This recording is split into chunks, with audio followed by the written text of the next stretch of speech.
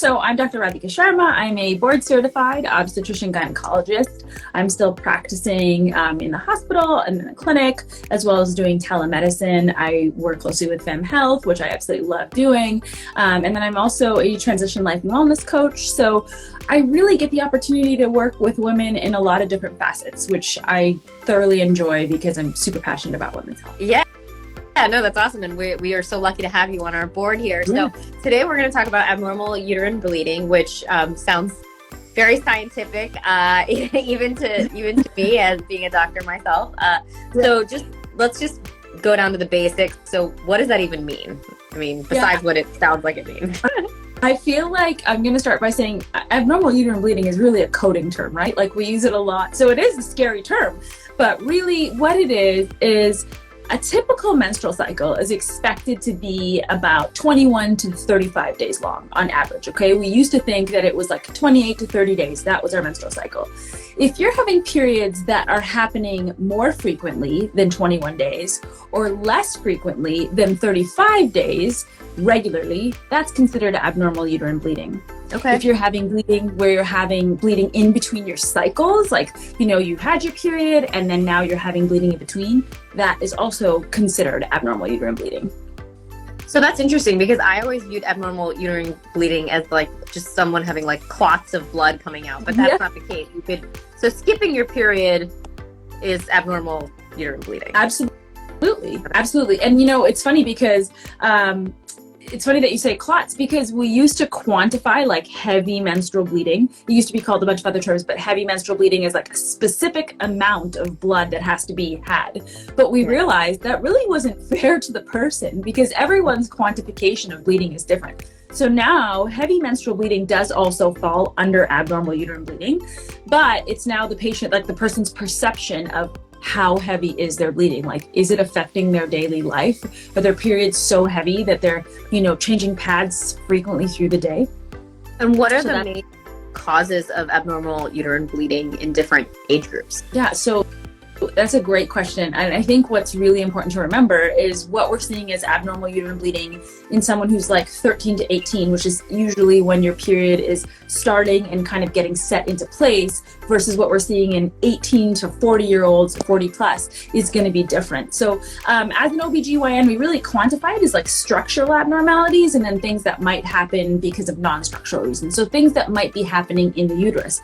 For example, a polyp. So something like if someone's had a colonoscopy, it's similar to that. So it's a growth inside the uterine lining that can cause that abnormal uterine bleeding. It can also be connected to something that's called adenomyosis. Scary word. You might see it in your chart. That's actually where the glands of the inside of the endometrium start growing into the muscular layer. So it kind of gives that really crampy, heavy, abnormal periods. Yeah. And then fibroids is a very common cause. A lot of people have heard of that. Or endometrial cancer, much more rare. Those are all structural causes. But then there are also things, especially in younger women, that up to 20% of women can have like a bleeding disorder. So, that can actually be common in that age group, or even like an endocrine disorder. So if your thyroid is either high or low, or polycystic ovary syndrome. So those are some of the most common causes that we see. Okay.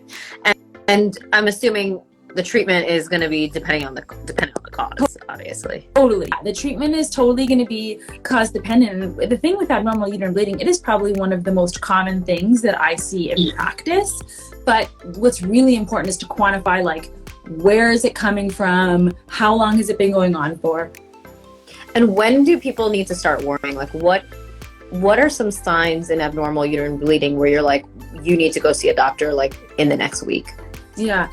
And that's a great question. And again, that goes back to the age groups, right? So when women are young, we expect it to take a couple years for that connection between the brain, the ovary, and the uterus to become mature. Okay. So abnormal uterine bleeding, like 13 to 15 years old, if you're having, I hear a lot of like period skipping and things like, or periods longer 1 month, and that's normal. But if you're starting to have bleeding, so like, let's say it's a teenager where it's someone who's bleeding several days in a row and it doesn't stop, Or if you're noticing increase in fatigue and bleeding, mean like you just have no energy, those would be more concerning. If you're having severe cramping or feeling like there's a significant bloating or pain, those are things to go for. And then especially I want to highlight this, if you're menopausal, meaning you stopped having your periods and you start having bleeding again, then that's concerning as well. And I would definitely have that evaluated. Okay. And what are the first steps in evaluation? Of course, you're going to go see a doctor, ideally an OBGYN or a family practice physician that also specializes in women's health.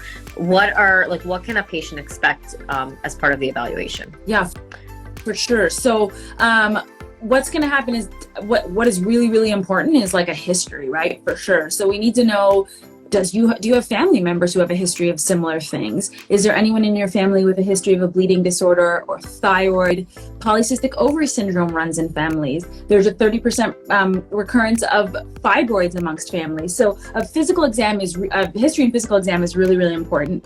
The other thing that you can expect, usually if you're in a certain age category or you meet certain certain things that are happening with your abnormal uterine bleeding, is you will usually order an ultrasound to evaluate the uterus itself, because that'll tell us whether there are structural abnormalities, and then laboratory tests as well. One of the comments is mentioned, like, we need to know, like, how anemic are you?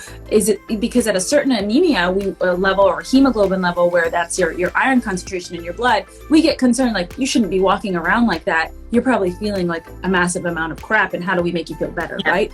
We check your thyroid, and then, for example, if someone's noticed, like, hey, I put on a bunch of weight or I have a bunch of acne, we might do a workup for polycystic ovary syndrome, and that would be through laboratory as well. Okay. So laboratory and ultrasound are going to be like the two things that are expected usually from a visit. Can you actually get anemic from a normal period, or is that really unusual? I mean, it's not unusual, because some people, and it depends, right? If your period's been going on for a long period of time, if you've already been anemic before, you can become more anemic. And then if you have a heavy cycle where you're having clots and continued bleeding, for example, longer than 7 days or 10 days, it can definitely happen. And I've seen it. I've seen it in young women. I've seen it in women in their 30s and their 40s and their 50s. Like it happens. It happens.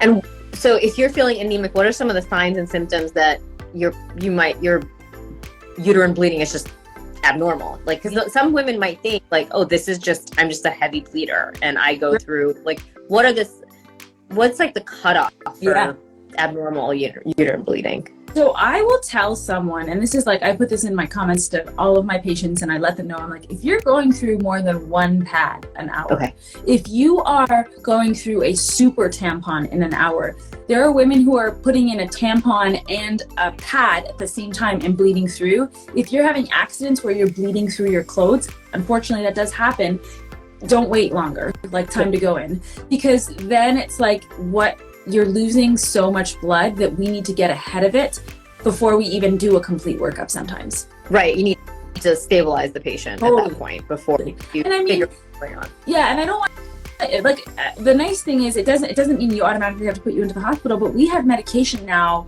and that we can, like, stop your bleeding as an outpatient and still have you worked up.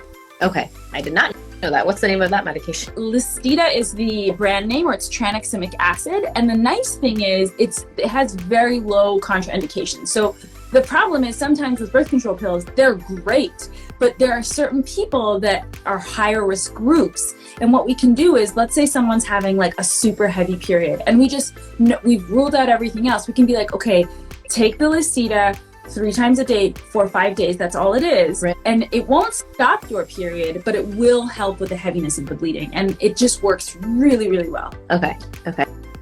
And then the last question I have, so if you're soaking through more than one pad now, so let me just ask you, this is kind of random, but so after my first pregnancy, when my period came back, it came back like a crazy period, and I never had heard about that. I was not expecting that. Is that It's very common. It's very common, and it really depends. Like, breastfeeding women will experience it different. And I hear a lot of like, well, my period was normal before I had the baby, and now my period is like all wacky.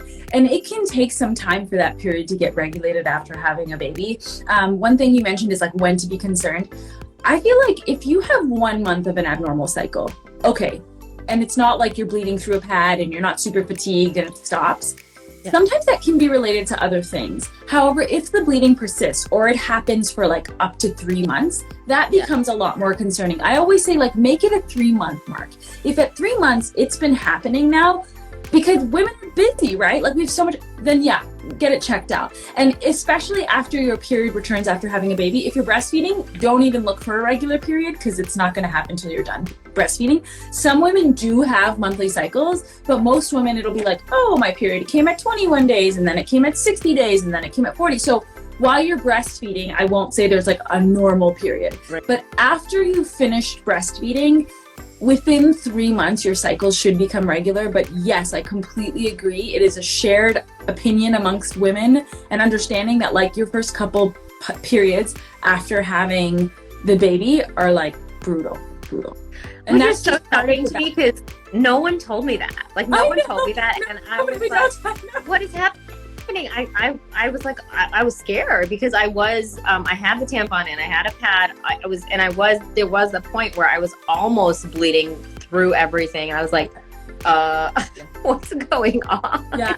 But it did subside. I'm glad you said it because a lot of people they're like, what? I didn't realize that was going to happen. And yes, it does. And I typically actually until that point had pretty tolerable periods and pretty like some of my friends had miserable periods and I just remember being like, well, mine's actually not that bad. It's like pretty consistently 4 days. I mean, you get a little cramping, but it certainly wasn't a hindrance to my life. And then this happened. I was like, other people go, oh shoot, what's happening? I was like, other people go through this on a regular basis. I was like, that's terrible. And I think that's a really good point too. Like if the bleeding, I think especially as like mothers or like busy working women, like if the bleeding is starting to make you feel like it's affecting your life or your relationship, which it does for some people, like it's time to go see someone. Don't suffer without, talking to someone and making sure you get the appropriate workup, because there are, I hate to say it, like there are sometimes easy fixes. Like if your thyroid is off, that's a super easy fix, and like you don't have to suffer with that. Yeah, I didn't know thyroid irregularities could cause that. So common. And then the whole spectrum of polycystic ovary syndrome, right, which is a totally different thing. And so in terms of the workup, what would you say? Like I know obviously go to the doctor, you have to get your vitals and all that stuff checked. What are kind of some of the more invasive tests that may be used to work this up?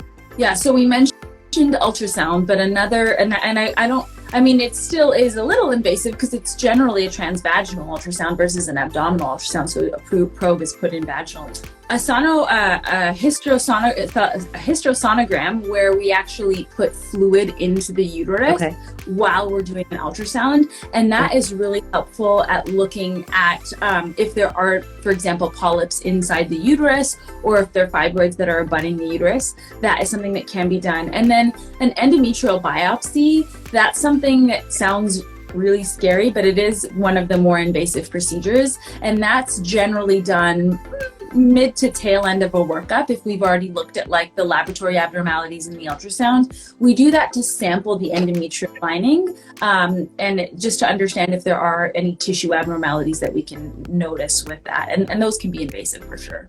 Okay. And are those painful? So yeah, I'm not gonna lie, I've had an endometrial biopsy, so I will not lie. It's definitely like a very severe cramp or a contraction for sure.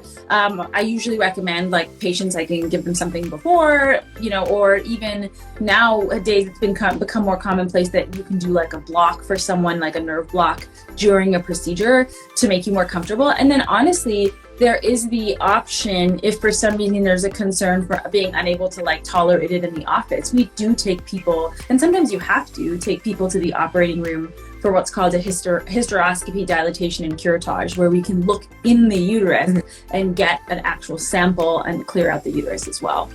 And in those situations, you would be anesthetized or kind of given some relaxation medication? Absolutely. most of the time you're pretty far asleep, because even if we put you in that kind of twilight, people are still moving quite significantly. So we like to put people to sleep. It's a fairly quick procedure usually. So you're in and out the same day, but it gives us, a diagnostic as well as a therapeutic approach. So you can actually get treated through a dilatation and curettage at the same time as getting a diagnosis. Oh, okay. So there's a plus. Yeah. All right. Huge. Well, we're going to wrap it up soon. So what are your kind of maybe, parting words for someone who's concerned about abnormal uterine bleeding, and what would, kind of your take home message be?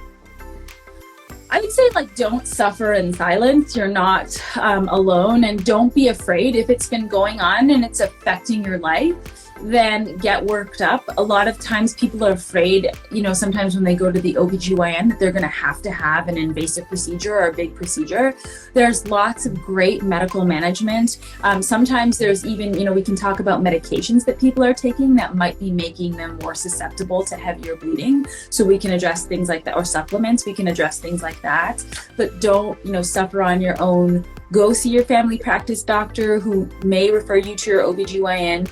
You can have some of the workup completed before even seeing your OBGYN. Just make sure you get treated, because this affects your overall life. Everybody knows, you don't have to have every period every month feeling like the worst month of your life, put it that way, or the worst week of your life, because a lot of us are like, oh my gosh, it's the worst. It doesn't have to be that way. Yeah. And what are some of the medications, sorry, just now that you mentioned it, what are some of the medications that are really commonly, that are more commonly to cause this? Certain things like blood thinners. So if someone's on a blood thinner, obviously you may not be able to be taken off that blood thinner completely, but you may be able to change to something different. And then supplements that people don't realize, like ginkgo biloba and ginseng, are two of the most common ones that can cause heavy menstrual bleeding. What's become a little bit more challenging for us is in the supplement industry, there's so many supplements. So we just have to often I'll even ask, when did you start this certain supplement, to see if there's an interaction or something with maybe a medication that they're taking. Yeah, no, that's really helpful. Well, thank you so much for your time and your expertise, and everyone who's watching and will watch in the future, I'm sure really appreciates all this. And